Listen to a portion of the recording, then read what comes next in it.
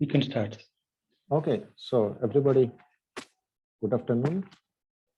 Can you see the things written in the screen? Can you read it? Yes, sir. Yes, sir.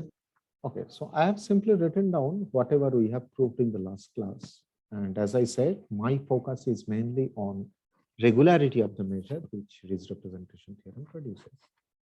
So far, what we have seen is that outer regularity that holds true for all sets in the which are subset of the set X. That means for every member of the power set, the outer regularity holds.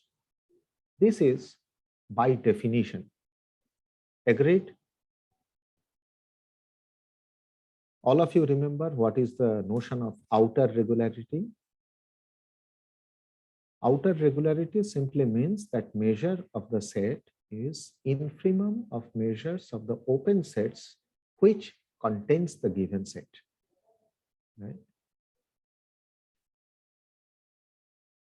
Then we said that the issue now is inner regularity. That means you want to approximate from inside by compact sets. And what we have proved in the last lecture is that inner regularity actually holds true for all compact sets because they are elements of M suffix F. The extra thing which we have proved is that the inner regularity also holds true for all open sets. That is actually the step 6 in my first lecture notes. We also know that all compact sets are members of MF. That was proved by Professor Srivastava. And as a consequence, we could see that all closed sets are actually in the bigger set M, not really bigger, the set M which we have defined, which we hope to show to be a sigma algebra. So the sigma algebra, which is going to be a sigma algebra, not yet a sigma algebra, all closed sets are there and all compact sets are in MF. This we know.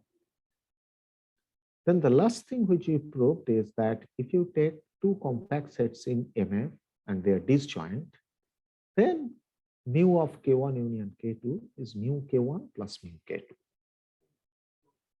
Is everybody clear about it, that this much has been proved in the last class? Yes, sir. And now we are going to use these results because there is still something more left. What is left? Well, I want outer regularity and inner regularity for all sets, ideally speaking. But I will not get that. The statement of the theorem says that outer regularity should be true for all sets. That has been proved. Inner regularity should be true for all open sets and sets with finite measure. Now we have proved inner regularity holds true for all open sets, but all sets with finite measure, whether inner regularity is true or not, that we still haven't proved. Okay. We have shown that inner regularity does hold true for all K compact and all open sets, just this much. So now I somehow have to get hold of all the sets such that mu of E is finite and try to prove inner regularity for those sets. And that is basically the part of the proof of Ries representation theorem, which I will do. But to achieve that, I have to prove certain more steps and I have to assume certain results, which I will state as facts. They are the proof of those facts are given in Rubin's book. So I will not prove those facts. Okay. So I know the last point, this much, that this is true for all K1 and K2 when K1, K2 are compact, disjoint, and they are in MF, of course, because every compact set is in MF. So I'm saying that this in particular implies that if I have K1, K2, up to Kn, all compact, these are all compact, and pairwise disjoint.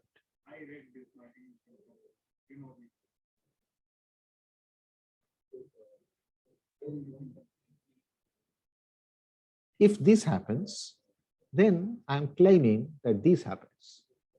Mu of union I from 1 to n, Ki.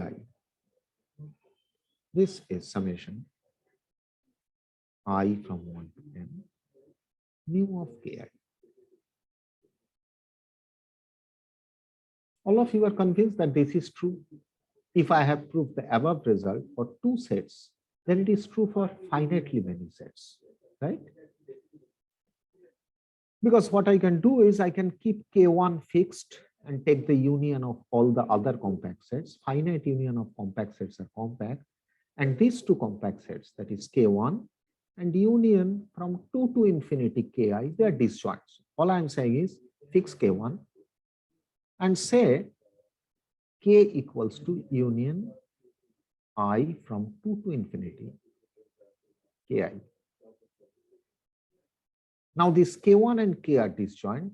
Apply the first result, split the measure, and now you get that mu of, you will get that mu of this is some mu of K1 plus mu of union I from 2 to n. Sorry, I don't mean an infinity here. That's a blunder.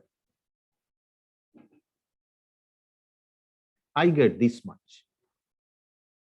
Now, can you see that you can use inductively this argument to split mu of union I from 2 to n Ki using the previous theorem?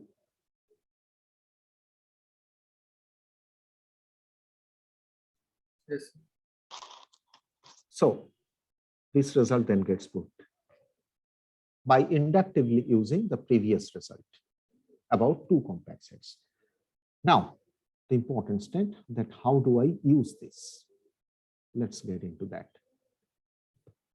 So the statement is, this is my number 8. This one, which I proved earlier, that will be used later. So let me give a number to this. To be consistent with my notes, this number was actually 7. Okay, we now get to the next step. We're going to enlarge the classes a little bit. So let us say E1, E2. That means infinitely many sets. Suppose these are pairwise disjoint.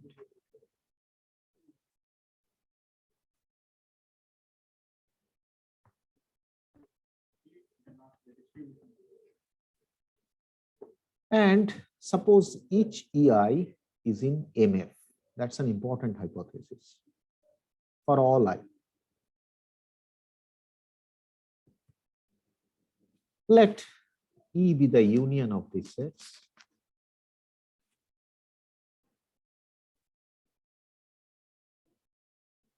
This is an infinite sum. My claim is that mu of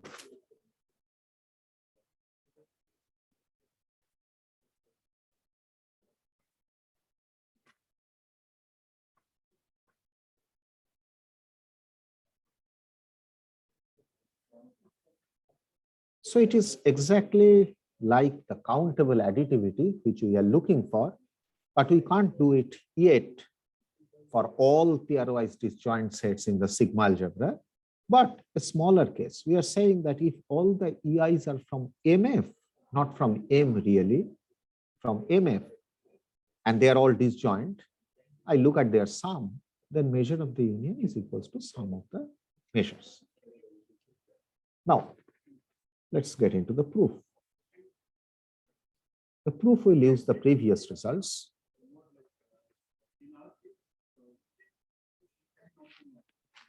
The first case is trivial, that if mu of E is infinity,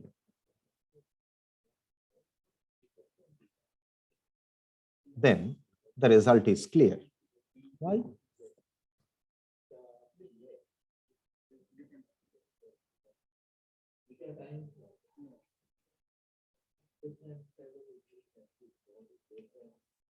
Why is this trivial? Sir, it's countably additive, countably sub-additive. Sub-additive, Yeah. correct? The countable sub-additivity will give me the result. Because infinity is lesser equal to something, means the bigger thing is also infinity, so they are same. So the problem is actually if I assume mu is finite. So assume mu of E is finite. That is the case I have to focus on. Okay. So in this case, I have to prove the result. So choose an epsilon bigger than 0. I have to do some approximation. Now, I know that EI belongs to MF. I know something about these EIs. They are in MF. What does that mean? It implies that inner regularity is actually true because MF was defined by two properties, that the measure of the set is finite and the measure of the set is supremum of measures of the compact sets which are sitting inside that set. So MF was defined in such a way that the members of MF satisfies inner regularity. Okay. So since EI is in MF, I know that measure of EI, let me write it down. First of all, measure of EI has to be finite. And second, this is actually supremum measure of K such that K is subset of EI. That was the defining property of it. Okay.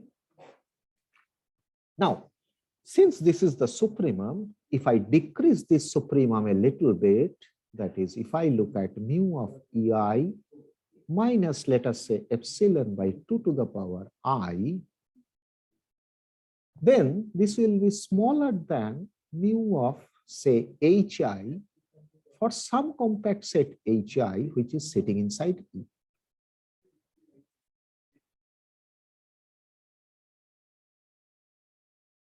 HI compact. Agreed? Just from the definition of supremum. Yes. Now, I start with mu of E. By monotonicity, I know E is anyway bigger than union of finitely many EIs. So I can write that this is bigger than or equals to mu of union I from 1 to n. N is in my hand. Any n I will choose. It is bigger than, I want to write HI. Do you agree?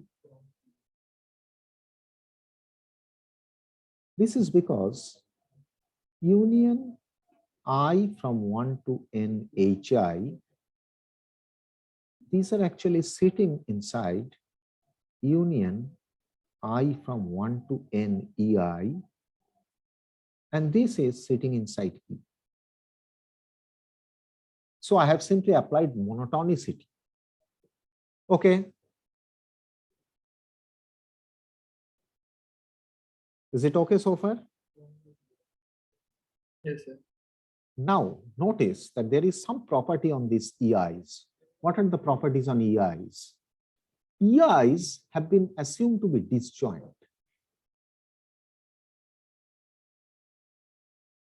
HIs are sitting inside EI. So HIs are also disjoint.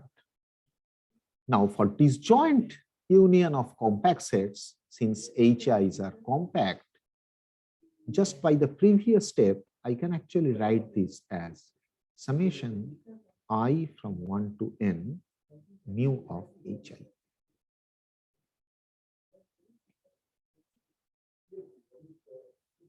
Okay. However, I have an inequality. Mu of HI is strictly bigger than mu of EI minus epsilon by 2 to the power I. So this mu of HI is further bigger than summation I from 1 to n mu of EI minus summation I from 1 to n epsilon by 2 to the power I, which is then further bigger than summation I from 1 to n mu of EI I am keeping intact. Sorry, mu of EI here minus epsilon by 2. Okay, because summation of all these I from 1 to infinity epsilon by 2 to the power I will give you epsilon by 2. So I'm actually subtracting a bigger quantity, hence the thing is actually getting smaller. That's why there is a less than sign here. Okay, so far, right? Now what you do is you simply take n tending to infinity, because this is true for all natural numbers n, because n was arbitrary. Maybe epsilon, not epsilon by 2. Let's make it epsilon, even bigger. No problem, it is still smaller. Okay. Now, what does this imply? This implies taking n tending to infinity.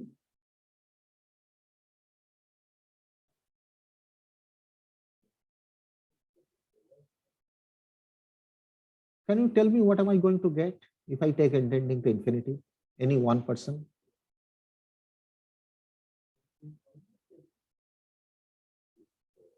If I take n tending to infinity, what do I get? Mu e is greater than equal to summation I equal to 1 to infinity mu ei. Greater than or equals to summation, correct, I from 1 to infinity, mu of ei minus epsilon. That remains because that is independent of n, right? Yes. But then this is true for all epsilon bigger than 0.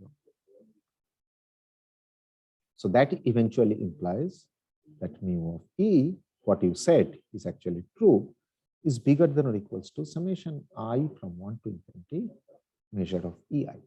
This is true if I assume mu of e is finite, but I wanted to prove mu of e is equal to. I have proved bigger than or equal to. So what do you think? Has the result been proved, or I need to prove something more?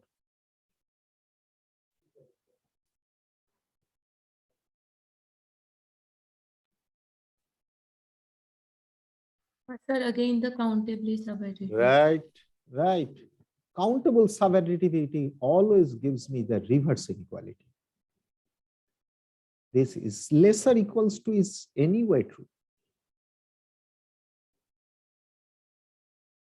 So that basically means if you have countable subadditivity, if you are trying to show additivity, you always actually need to show something like this, bigger than or equals to. That is sufficient because the other part is anyway there. Now adjoining these two, we get the result. However, there is another statement I want to add with the statement. Our statement was this, that E1, E2, ER pairwise disjoint, everybody is in MF. I look at their union, then mu is countably additive. I want to add further. I want to add an extra statement. If mu of E is finite, then E belongs to MF. That's a new statement. What does this mean? I'm basically trying to say that suppose you have infinitely many pairwise disjoint subsets in MF. Suppose their union has finite measure, then their union is also in MF. That is the extra part of the statement, which now we need to prove. Now, if you remember the definition of MF, you immediately know what exactly we need to prove. A set E is in MF if it has two properties, that its measure is finite, and what is the second property?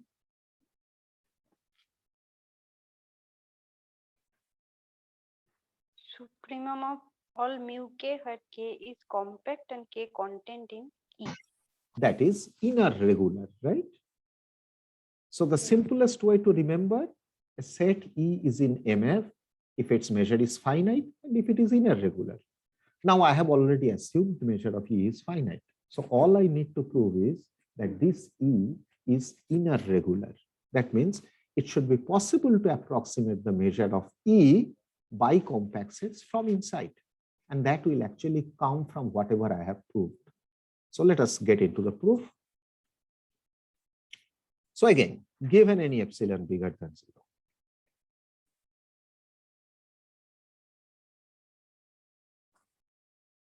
get a capital N such that I'm writing a statement. You should be able to explain that why it is true. Mu of E is less or equals to summation I from 1 to capital N mu of EI plus epsilon. Why is this true? You just have to look at these two inequalities. What does it say? These two inequalities say that measure of U is summation I from 1 to infinity mu EI. Now look at this statement. Do you get it? From where does it come?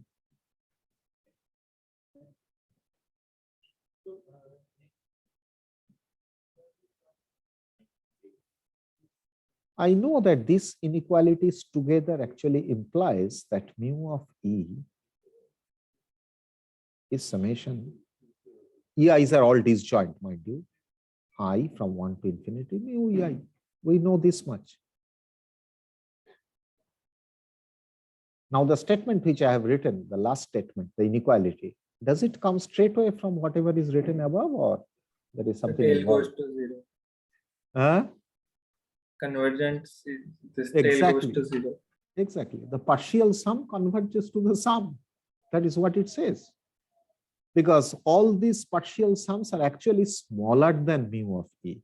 The partial sums are increasing because all the terms are non-negative. So just from definitions of infinite series. And now I'm going to write something else. My next statement is that this is less than summation I from 1 to capital N mu of HI. Mind you, HI is a compact subset of EI plus 2 epsilon. From where does this come?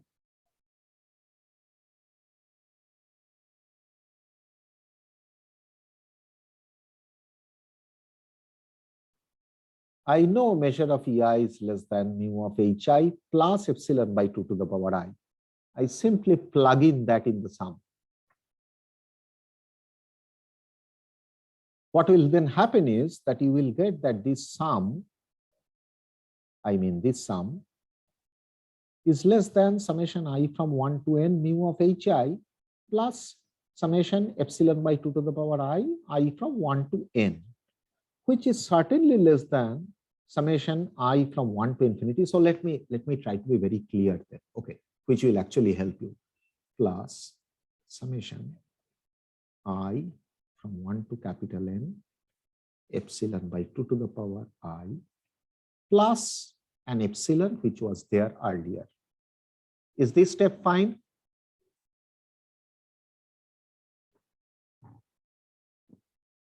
Yes, sir. Okay. Now look at this sum. The whole sum will be epsilon by 2, right? Yes. But that is less than epsilon.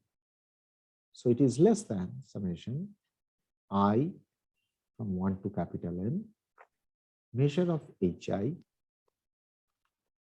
plus epsilon. So 2 epsilon. That is what I had written earlier. Now, since all these HIs are disjoint, it actually means mu of union I from 1 to capital N HI plus 2 epsilon. Because all these HIs are disjoint, and for disjoint compact sets, I have no problem. Measure is finitely additive. Notice that this set is actually a compact set. This is a compact set because it's a finite union of compact sets. This is a compact set. Let's give a name to this. Let us say my Kn is union I from 1 to capital N HI. There is a compact set. Now every HI is sitting inside EI, and E is the whole union of those EIs. That means this Kn is certainly sitting inside E. Right? So what did we prove then? We have actually proved that given any epsilon bigger than 0, if measure of E is finite, under that assumption, given any epsilon bigger than 0, there exists a compact set called Kn such that Kn is subset of E, and the fundamental inequality that measure of E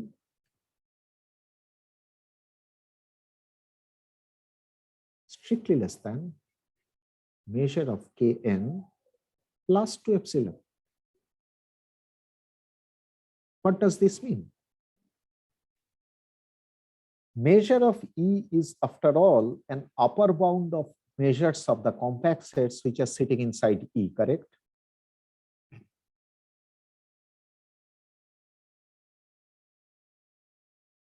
I can also write it in a slightly different way if you like.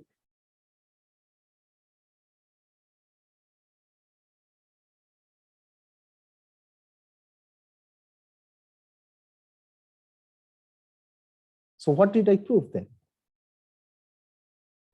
Measure of E is anyway an upper bound of measures of the compact sets which are sitting inside E. Here I have proved that if you decrease that upper bound by any 2 epsilon, any small number, then there is one compact set whose measure becomes bigger than that reduced quantity. What does that mean? The supreme. Right, that means measure of E is the supremum. But that basically means that E is inner regular. It can be approximated from inside by compact sets. But the moment you are saying so, since you already know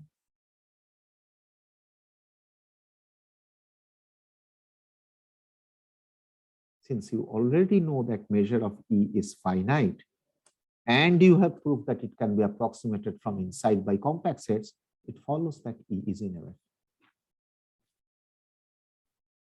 Tell me, is this okay?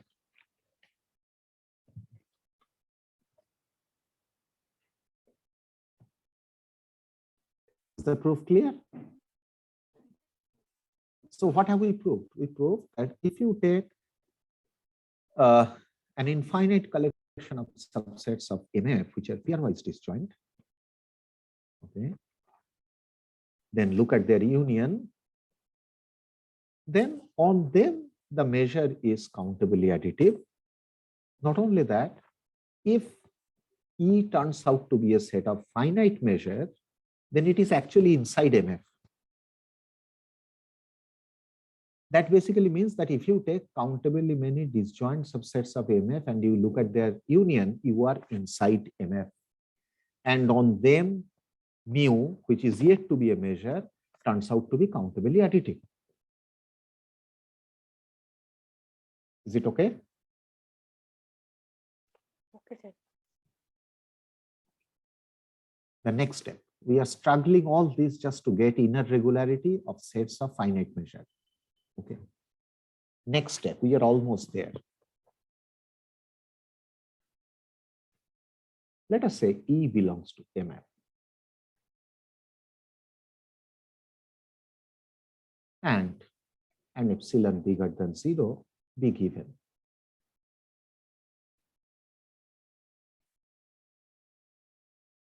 Then I say there exists K compact V open such that K sits inside E, E is contained inside V, and measure of V minus K is less than epsilon. Okay, let's quickly try to see. The proof is actually very simple. It follows just from the definitions. First of all, E is in MF, that is given. That means you can approximate from inside by compact sets anyway. And since outer regularity is true for any subset, I am saying that because of this given epsilon, can get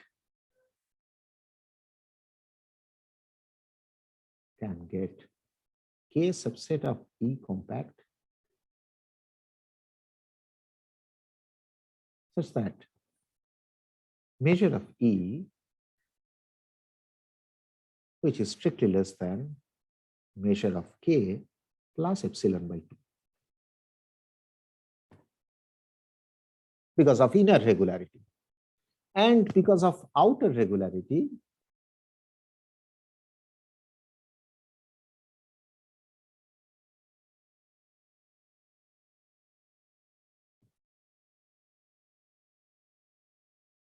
such that this is less than measure of V minus epsilon by 2.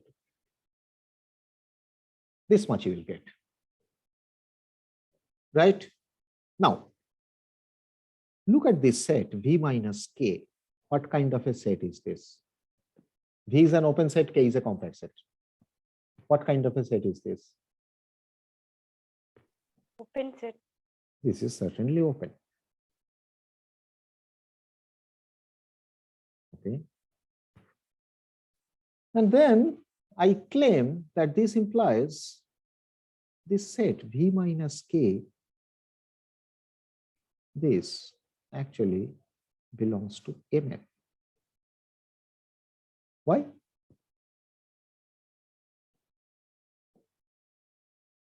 Well, if you remember, yes, tell me.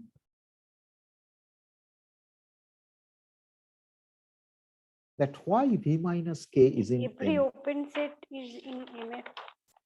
Really? Can you please check back? Oh, no. Every compact set is in MF. Right. But we proved something about open sets also. Why do we prove the inner regularity of open sets? Can you tell me what was the statement we proved? When you proved the inner regularity of open sets, there was an additional statement. Look, any open set can be approximated from inside by compact sets, right? That we proved, that every open set is inner regular,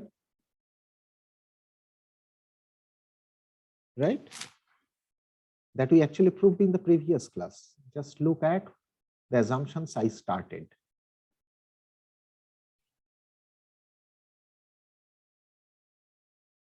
Inner regularity holds for all open sets. Now, if you assume that your measure of that open set is finite, doesn't it follow that your open set actually belongs to MF? Because what is the property of MF? The defining property is all sets which has got finite measure and which can be approximated from inside by compact sets. That is the definition of MF. I have proved that any open set can be approximated from inside by compact set. But that does not automatically guarantee that V is in MF, because I don't know whether measure of V is finite. But suppose I throw in that condition, that I take an open set whose measure is finite. Then can I say that that open set is in MF? Yes. Then this open set belongs to MF. Right.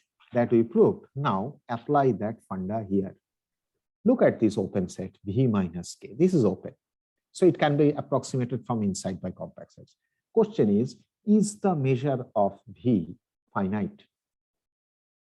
Or is the measure of V minus K is finite? Well, measure of V minus K is certainly less than measure of V, because monotonicity at least has been proved. So this is anyway less or equals to measure of V. But measure of V from here is less than measure of E plus epsilon by 2. What do I know about measure of E? E is in Measure MF. of E is finite. Because it is in Since MF. E, yes. So this is finite. So V minus K is an open set whose measure is finite. That means MF also has some open sets. Which open sets? Whose measures are finite. So compact sets are in MF. All finite measure open sets are in MF. So in particular, our V minus K is also in MF. Agreed?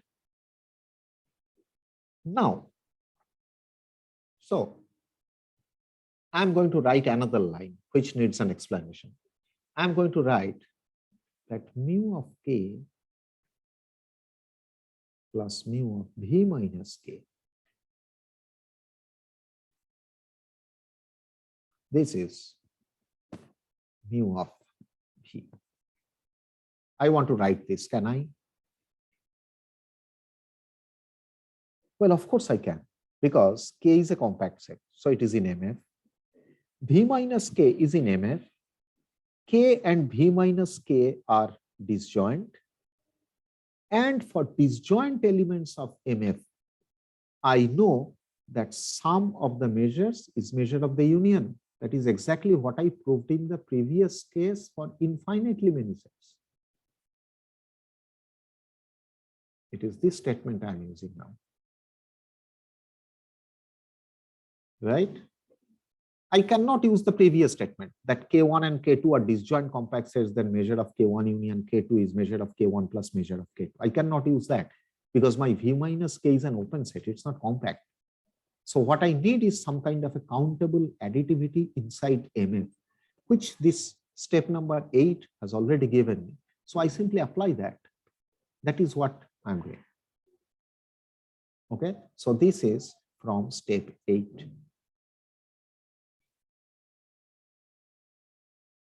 Okay, but this measure of V, I know from this here inequality, this is less than measure of K plus epsilon.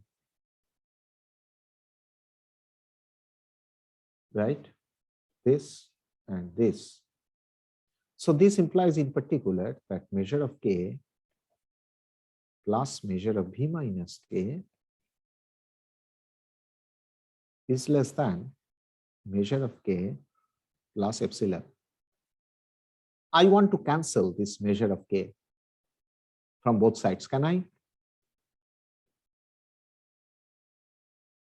Yes, because mu K finite. Right. Mu K is finite, so I can cancel. So I get mu of V minus K is less than epsilon, and that's exactly what I wanted to prove, you see. This is satisfied. K is subset of E, E is subset of V. This has just been proved. So this theorem has been proved. Now, I need to use certain facts which are part of the proof, but I'm not going to prove them. So I just state them and then, so this is fact 1. This says that suppose A belongs to MF and B belongs to MF. This implies that A minus B, A union B, A intersection B, all belongs to MF. This is my fact 1. I'm not proving it. It is available in Rudin's book. And I'm sure you will have no difficulty in understanding the proof if you look at it. Okay.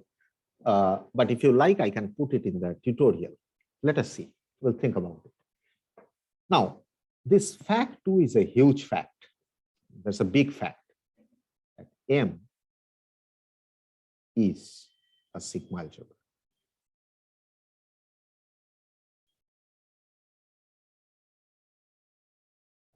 This is a huge fact, but I am not interested in proving it because my focus is on regularity of the measure.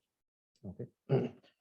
But as I said before, M has been devised in such a way that M becomes a sigma algebra. Okay. So these 2 facts I'm going to use now. So what I want to prove using this? Well, call it 11. These 2 facts are actually 10. I club them as 10. And now I want to prove 11. What is 11? 11 is M contains all Borel sets.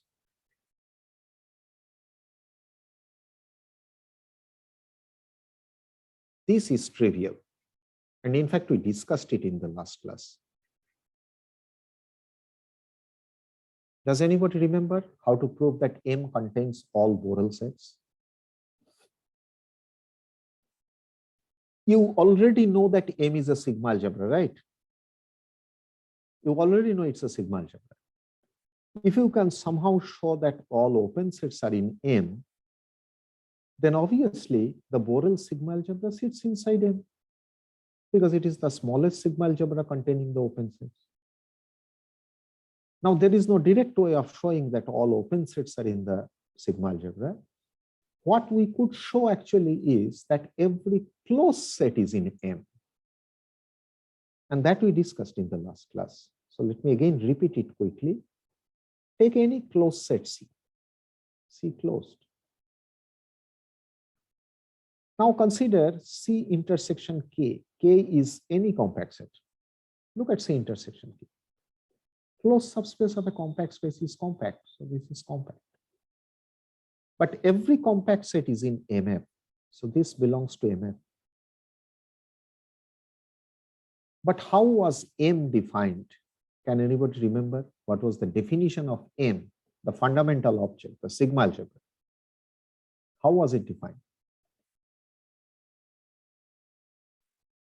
For all K compact, E intersection K belongs to MF, then E belongs to M. Fantastic. Let me write it down. So M consists of all E such that for all K compact,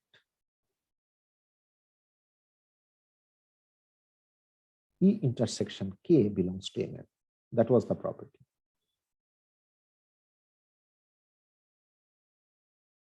Let's apply it here. C is a closed set. Look at C intersection K, it is in MF. So this immediately implies C is in M. That means every closed set is in M. But since M is a sigma algebra, so I'm using fact 2. C complement belongs to M. Correct. It is open. You cannot do that unless you assume that fact or prove that fact that M is a sigma algebra. Yes. That fact I have used.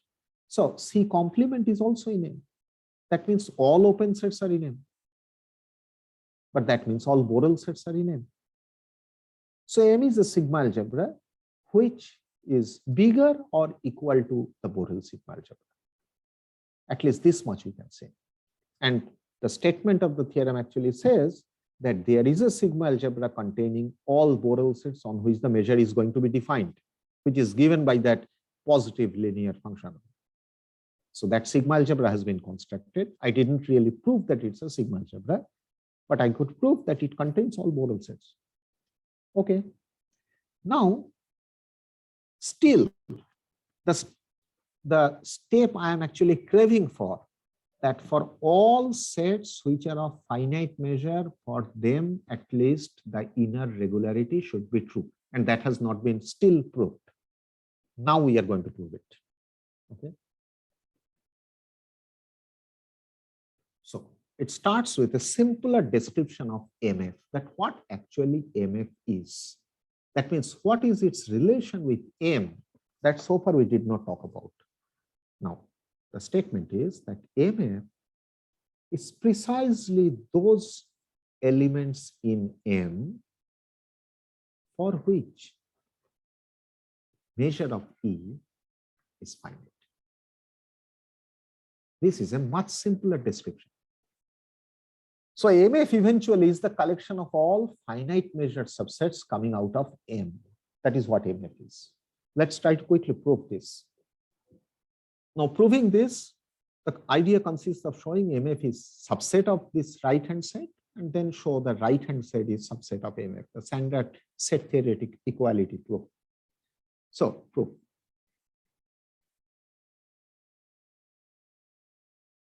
If E belongs to MF, take an element of MF, I call that E, then by definition, No, not really by definition. Then E intersection K belongs to MF. Why? Well, that's my fact 1. This is fact 1. What was fact 1? Can you see fact 1? That if take two elements from MF, their intersection union and A minus B, they are in MF. So I use that. If E is in MF, compact sets are anyway in MF. So E intersection K belongs to MF. Right? So this implies by definition of M, E now belongs to M. But E is in MF already means measure of E is finite. Remember that. E is in MF already means measure of E is finite. So what we have actually proved so far, that MF is a subset of this set. E is in M and measure of E is finite. It's sitting inside. Now we have to prove the other way. So that means I will take a set from M whose measure is finite. I will try to show that it is in MF. Notice that set situation very carefully. What I'm saying, the reverse inequality, proving the reverse inequality basically means that any set in the sigma algebra whose measure is finite is in MF means it can be approximated from inside by compact sets. And that is exactly what I'm struggling for. I'm struggling to show that any set with finite measure has inner regularity. That would follow once I prove the other containment. That means this inequality. So can you see from 12 that 12 actually gives me what I'm looking for?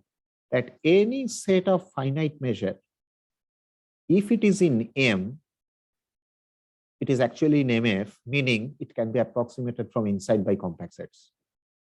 Convinced that this equality actually gives me the result I'm looking for?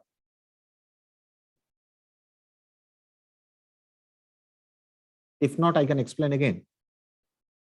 So aim, what I'm trying to prove. I'm actually trying to prove that if E belongs to M and measure of E is finite, then it is inner regular. That is, then measure of E is supremum of measure of K, but K subset of E is compact.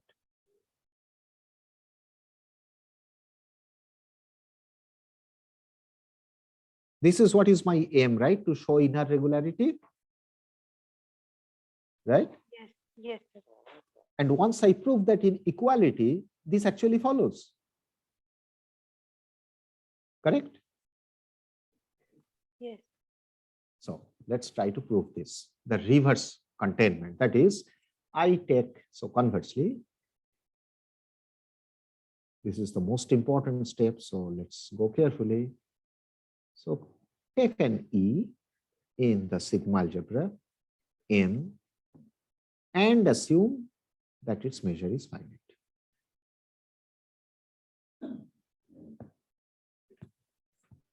Okay. Now, what is measure of E? Any set is outer regular, that is, it is infimum of the measures of the open sets containing it. Since measure of E is finite, there exists an open set containing E, call that open set V,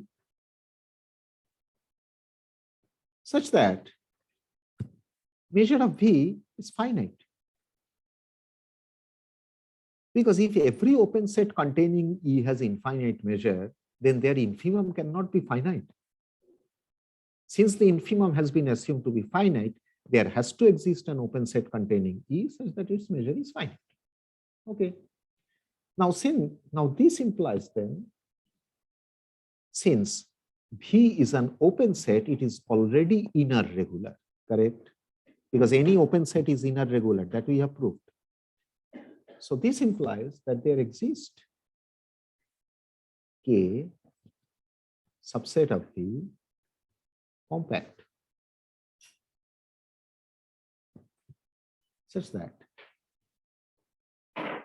measure of V minus K is less than epsilon. From what does this follow?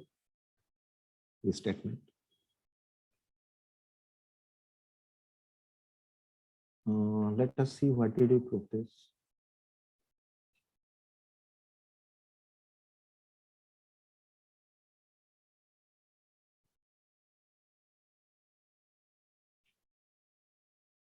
We actually proved it in step 6. Inner regularity holds for all K compact and all open sets V. So in particular for finite measure sets, right? Now, if V is a set of finite measures, so let me try to do it carefully for you. So I'm trying to explain from where does this step come. So V is an open set and measure of V is finite. That's very important. Now, inner regularity holds. So this implies mu of V is supremum mu of K such that K subset of V, K compact. This much we know. So this implies that if I decrease that supremum a little bit by an epsilon, then measure of some compact set would increase it. So that means measure of V minus measure of K is less than epsilon. Now this step, which I have written here, focus on this step.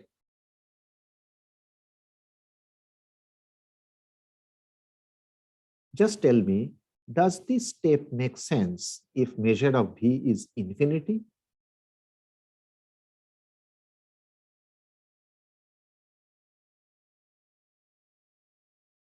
No, sir. However, it's a correct answer. It doesn't make sense. However, if measure of V is infinity, this statement still makes sense because supremum of finite quantities could be infinite. So why did I use this assumption that measure of V is finite? It is in this implication. Unless I know measure of V is finite, from this statement here, this implication does not follow. However, once I get this, then certainly this is okay. But then what does that mean? Well, what is measure of V? Which is a finite quantity. K is sitting inside V, so it's measure of K plus measure of V minus K. So that implies measure of V minus K is equal to measure of V minus measure of K. All this can be done because measure of V has been assumed to be finite, but this guy is less than epsilon. Okay, so this statement finally has been proved. That given any E in M with measure of E finite, I can get an open set containing that set and a compact set K contained in that open set such that this inequality is true. So far, I'm yet to get a compact set inside E, which is actually my intention, because I'm trying to prove inner regularity. Okay, now E intersection K, if I now look at, okay, that belongs to MF. Why? Because E is in M by definition. Okay, so as E intersection K is in MF, this implies it can be approximated from inside by a compact set. So there exists a compact H, which is sitting inside E intersection K, such that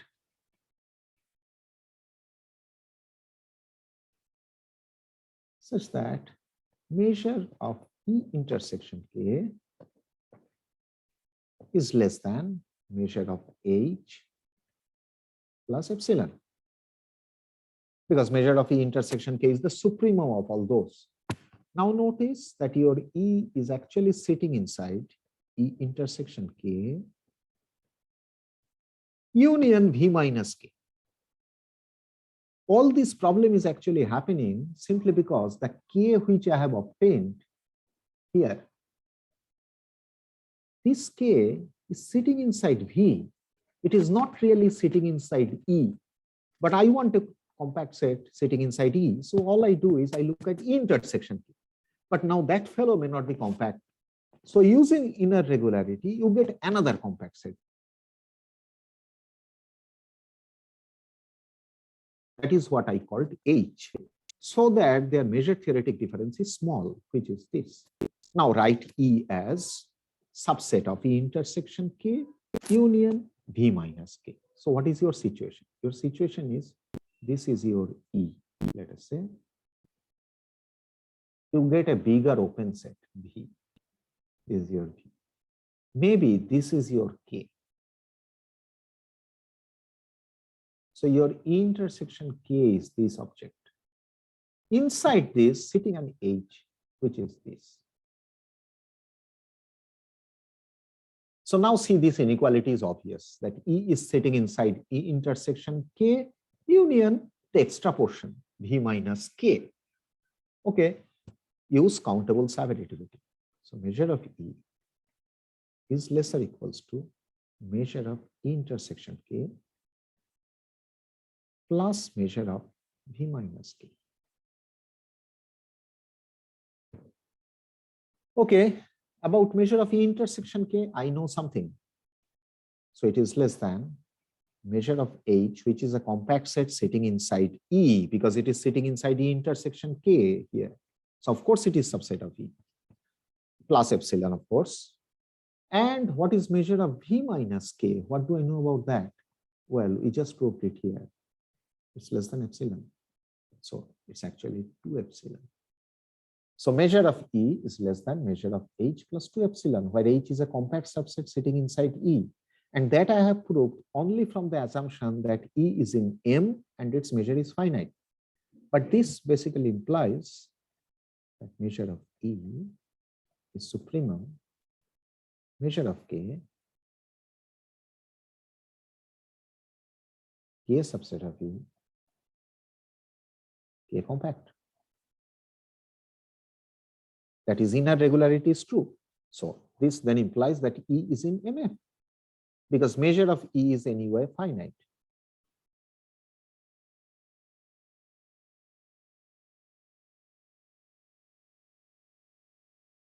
Okay, so that proves the statement which we intended for. This statement,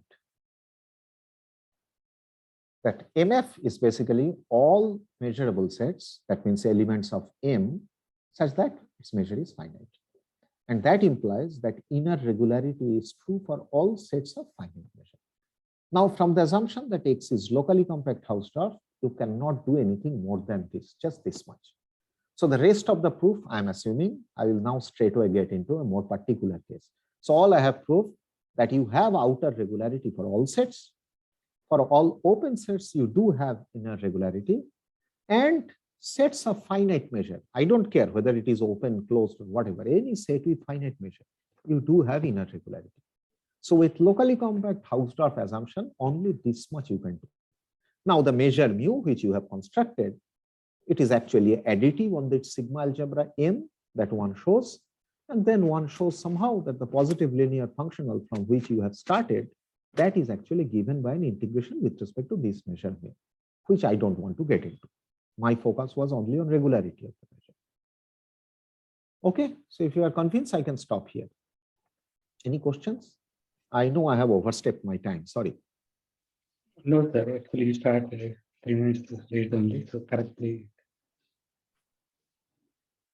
Any questions?